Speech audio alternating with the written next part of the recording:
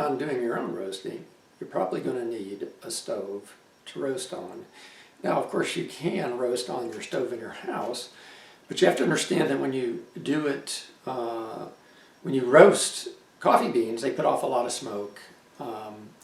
Now, if you think that is a pleasant smell, and it's not the roasted coffee smell, it's a different smell when you roast coffee.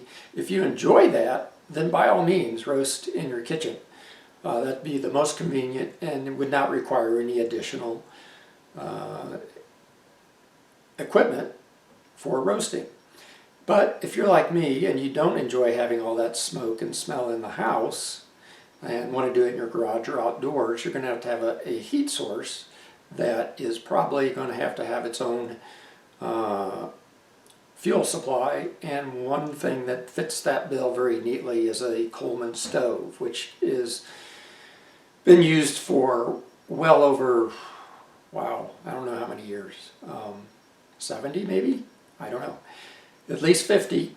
And my first stove I bought back in 1991, so that's been over 30 years, just in my use. And that is a newer model Coleman stove. So I'm going to talk about the different kinds of models that you have available to you to buy.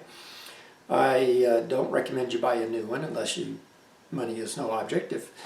But if you just want a good stove at a decent price, and there are plenty of them out there available to be purchased used, whether it be on eBay or through Craigslist or Facebook Marketplace, you can find quite a few. Now, when you find one, you're going to have to be aware of what condition it is in and how much to pay for it. Most likely you're not going to want to pay for what people are asking, because people tend to ask anywhere from 25 to 50% more than what they're worth. You'll often see them on there listed on one of those places, such as Craigslist, with a reduced price because it's been on there so long nobody has purchased it. And frankly, people that go camping today will buy a propane gas stove.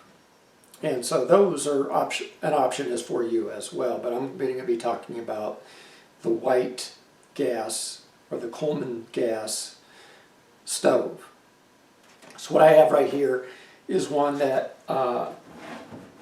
is unlikely, but still possible to find. This is a 425F, or excuse me, 425B. Now the letter tells you how old it is. Now the B obviously is the second one in the line of the 425. And the 425 is a 2-burner stove. And you also have this stove right here, which is the 413. This one's a 413G, which is an older stove, 1976 is what this one is. It's got the date stamped right here on the bottom of this tab. So you'll find the date stamped either on the bottom of the stove or on the tab of the tank, depending on what year it is. This one, 425B, doesn't have a stamp on it, so I don't know what year this one is. So basically we're going to be talking mostly about the 425 and the 413. I recommend the 413 over the 425 just because it's a little bit bigger, gives you a little extra room, and it has a hotter flame when you need a hotter flame. But you certainly can do the job on a 425F, if 425, whether it's a B through F model. That will certainly do the job for you. And that's all that matters, is getting the job done. So just a quick little tour of the 425B. It has these fold down legs. You got to press on the front here on the leg, and then it'll fold down. And it'll come up, and then you've got your wind guards. If you're doing it outside, you want to use those. The grill is not attached to the stove on the B. And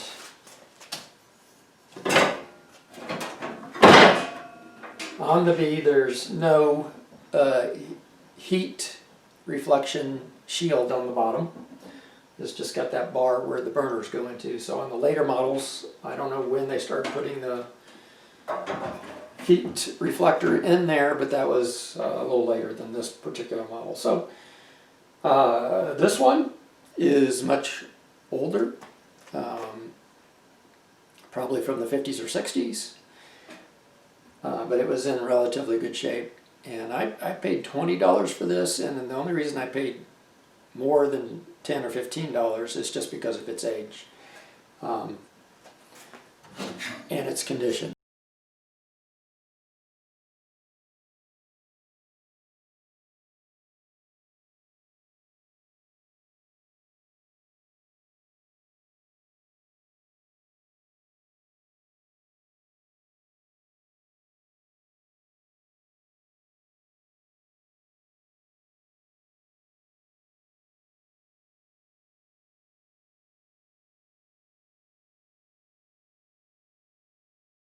So this is the tank off of the B, 425B. It's bronze colored. Again, that's why I bought this one, just because it has the bronze tank. I'm not going to actually ever use this particularly. I'm just going to restore it, and this will be my one collector's item. I'm not going to start collecting these because I don't have room for that.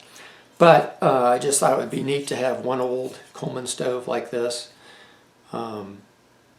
And so if you see one with the bronze tank, you know it's going to be old. Now the 425F is very similar to the B, except for a few changes. Let me show you what that looks like. So here is the 425F. This is the one I bought back in 1991. The color here is not original. I painted it. We've used this a lot for canoe trips, camping, out in the rain. And over the years, it has rusted, and I'm glad to say it rusted because it was being used and not because it was being stored in a barn somewhere, acting as a nest for mice. And there's quite a few Coleman stoves out there serving that purpose. I melted off the tag here in Utah at Capitol Reef National Park because I wasn't starting it correctly. And I'll go through the starting process as well. So the 425F, this one has holes for the grill to go in the back. So you flip the grill up, and you can see, maybe, I don't know how well you can see that, but there is a heat shield on the bottom there that is painted black. It's normally a silver aluminum color, so you'll normally, when you buy these, find them in aluminum color. I just repainted it, and I painted it black because that's the paint I had. What you'll also notice about the 425 is because it's a smaller footprint, a smaller stove, the areas close to this burner right here usually are going to be burned like this. So that's just an indication that they have been used, and just about every 425 has this paint burn area if it's been used. And so I've used this since I've even painted it, and it has burned the paint off. So that basically is the 425. This is the red tank. This is a different kind of red than some of the older red tanks. The fill cap for the gas is in a different location than on some of the older ones. The older ones, the fill location is right here. Coleman moved it as a safety practice so that people wouldn't try to refill the stove while it was still on the stove. You have to remove this tank from the stove in order to access the fill cabinet. In fact, you have to tilt it up, and then you can fill it. So that's just a safety feature that people are apparently leaving the tanks on the stoves, refilling it while the stove was hot. And apparently, I would imagine that there was probably a few incidents where people ignited the gas while they were filling it, and that's what prompted the change in the position. So you will find some older Colemans out there with the fill in the different location. In fact, on this stove right here, you can see right here where the fill cap is on the outside here, where you don't have to remove it from the stove to refill it. But just do that, remove it if the stove is hot. Now if the stove is cold, it wouldn't matter. I remove mine anyway just because I like to set it on the ground and have it steady and put a funnel in there and fill it while it's sitting on the ground or on another hard surface. So $4.25, don't pay more than $10 for a used one unless you're just in a big hurry and you, but I mean really don't pay more. $10 to $15, okay, $20 if you're desperate, but if you pay more than $20 for a used one, you're paying too much. People are going to list them for more than $20, but don't pay them that. Don't pay them for what they're listing them for, because there are a lot of them out there, and you'll find someone that just wants to get rid of it. And in fact, that older 425B with the bronze tank was offered for $30. I offered $20. I was willing to pay $20 just because it's an older one and it was in good condition. It is rusty a little bit, but mostly it's in good condition. So what do you check for to make sure that it's going to work for you? You want to make sure that it's going to pump. Now, if they've been sitting around for a while, the cup, let me show you what the cup looks like. This is the cup. All right, it is basically either going to be made out of leather or rubber. And this is a leather one that I have replaced out of a tank. It's actually torn, and after many years of being soaked in oil, they'll either dry out and shrink, and then they're just very difficult to get back. But this one is kind of ripped right there. You can see it's torn. They suggest using neat's foot oil on these. I have not used the neat's foot oil because I just learned about that. I've just been using like 30 weight oil on it, which will work. I guess the neat's foot oil will preserve them longer so they don't tear if you've got the leather cup. Now if you've got the rubber cup, you just need a little bit of oil in there, not to preserve the rubber necessarily, but the rubber helps to seal, provide a seal between the rubber and the metal when you're pumping it. So that cup is at the end of this rod, and there's a hole in here, and you put your thumb over the hole and you push down, and I release, I don't know if you need to or not, but I release my thumb off of it and put it back down and just continue that. You need to do 30 or 40 pumps with a full tank, and then when you get done pumping, you turn that down. Now there's plenty, I'm sure, plenty of videos out there that will show you how to start a tank, but when you're buying one, just make sure you feel some back pressure. Now the generator on this one is off because I am working on sanding off the rust. I'm going to repaint it. But if I put my thumb over that, I can start to feel some pressure there, and it is pumping. So that, did you hear that? You can hear the air escaping when I let my thumb up. So that is one thing to look for, is the pump providing back pressure when you're pumping on it. And the other thing, of course, is just the general overall appearance of the stove in terms of how rusty is it. Does it have holes in the heat plate, the heat shield down there? That's the first thing that's going to rust out, is because, you know, when you're cooking, you're spilling water on it. You may put it away wet, and it's going to rust over time. And that's going to be the first thing that rusts. So what is the shape of the heat shield underneath it? And just general appearance of everything else in terms of rust. So those are the two things to think about when you buy one of these. Now, the other thing is what condition is the cap gasket.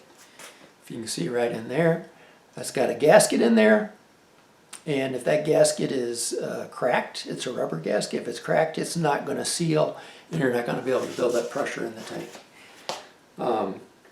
So this is a new, I just bought a brand new cap. It's not new anymore now, but I bought a brand new cap to replace the old cap because the gasket was worn out. You can also just buy the gasket and replace that. That's a bit more of a job, especially if the gasket is really old and has bonded to the metal. It's hard to scrape out.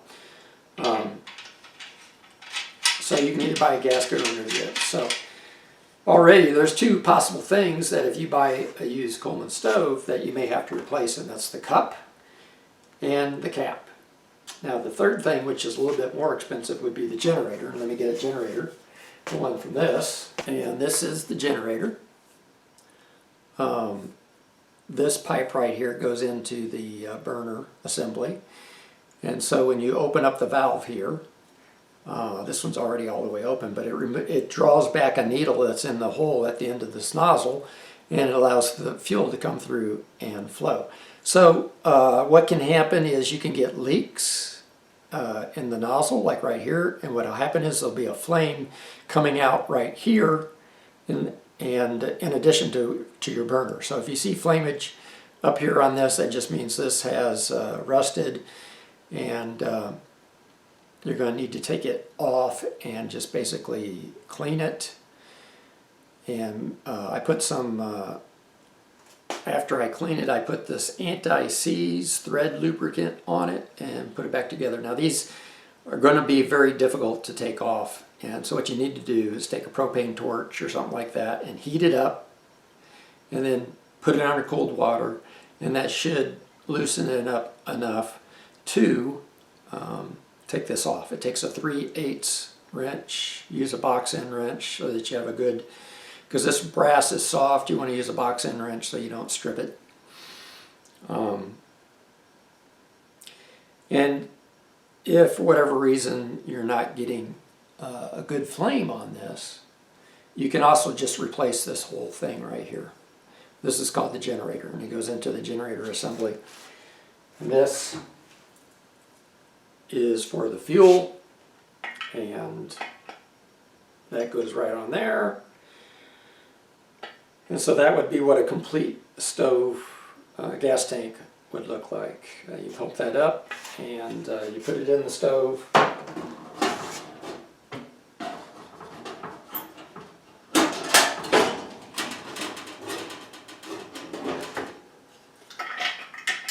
That just goes in there like that, and then this will be going through that hole right there. And then this part passes over the top of the burner, and that's important because the burner has to heat this so that when the fuel comes through here it vaporizes, and then you have vaporized fuel that is burning. So when you start it, it's going to be cold, so this little lever right here, you're going to turn that up, and on some of the older ones, used ones, I kind of don't turn it all the way up. I only turned it up so there's about it's a 45-degree angle away from straight up.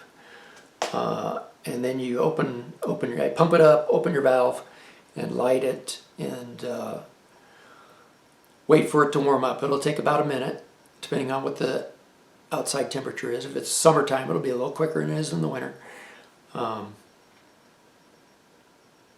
And then you'll see the flame, it may start to turn yellow and flame out, and then it'll go back to settle down. It should settle back down, and then you can turn that lever all the way down. So what that's doing is this is allowing air in, and I find that on the older ones, if you put it straight up, it lets too much air in, and it loses pressure too quickly. So to keep it from losing pressure too quickly, just kind of put that lever down about 45 degrees. It's still up, but not straight up. And then that will help you start it. If it's a brand new stove or a newer stove that's in good, or even an old stove that hasn't been used, you probably won't have that problem. You can just put it straight up and don't worry about it. So that's how you start a stove. If you're going to use the second burner, then there's a little valve right here that you unscrew while you're lighting the burner. And then you turn it off, you have to screw it back down again. And you don't want to forget to do that, because if you leave that open when you're trying to start it next time, you're going to have some difficulty, because you're going to have a lot of the gas going out of this second burner while you're trying to light the first burner. And I've done that a few times. And once you figure it out, close that, and then it should start okay. Of course, I think I've done everything that you can do with a Coleman stove except get hurt. So I'm thankful that, so they must be pretty safe. Because except for the occasional, if you wait too long to light the burner, there's going to be a lot of gas in this area right here. So I have singed my hairs on my hand a few times by waiting too long to put the match to the burner. I like to use a lighter, one of those long lighters, to do that. That's much safer and easier to use. So that is the 425, and the 413 is basically the same thing except it's bigger. And it will accommodate, if you do use this for camping, will accommodate the Coleman flat grill that they sell. It'll fit on this one. It will not fit on the 425. And for years I couldn't figure out why they made a griddle that it didn't fit on the 425 until I learned. I didn't know about the 413.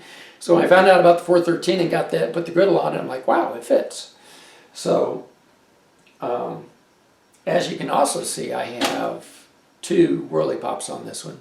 You can do 2 pounds on one roast if you have 2 Whirley pops and the dual burner 413 Coleman stove, or if you have a dual burner propane or whatever, but you can do 2. And I will do a video on how to do that. And hopefully I'll be out shortly after this one. So there is just one more stove that I want to show you, so let me get that out. This is the 426. This one in particular is the 426D. Right here is where they stamp the model and the letter that tells you which particular version of this model it is. And you can see it's in kind of rough shape. Everything's kind of rusty here. But this is the behemoth. This is the 3-burner Coleman stove. Unless you plan on using this for camping, wouldn't necessarily, this is kind of overkill for roasting. You don't really need 3 burners unless you want to do 3 pounds of coffee at the same time, and you could do that. That would keep you busy with 3 Whirley pops on here, roasting all at the same time, and you could do that. So if you really want to do that one, this is out here, and you can get that. Now, of course, if that's the only one that you find for sale and they're selling it for $10 or $15, well, that'll work. It's just going to be bigger. It's going to take up more room. So I was able to buy this one. I bought this one for $12.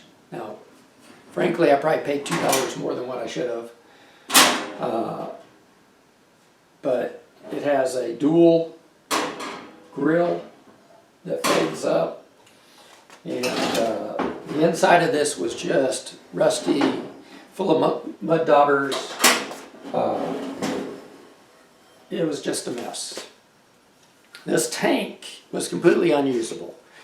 It now works. I've still got the original cap on it. I just put a new O-ring in there. I put a new generator on it, and I put a new pump cup on it. So I had to do all 3 to this one. So you got $12 into the cost of the stove. A new cup's going to cost you $3 or $4 plus shipping if you're buying it online, and that's about the only way you can do it nowadays, because you can't go down to the camp supply and buy these anymore, I don't think. It's got a new generator. That right there is $20. So we're looking at about $37, $40.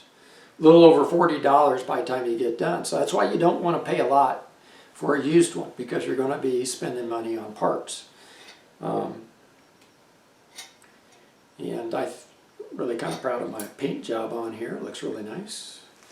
So I don't want it to get all scratched up anymore, so I kind of keep it wrapped up.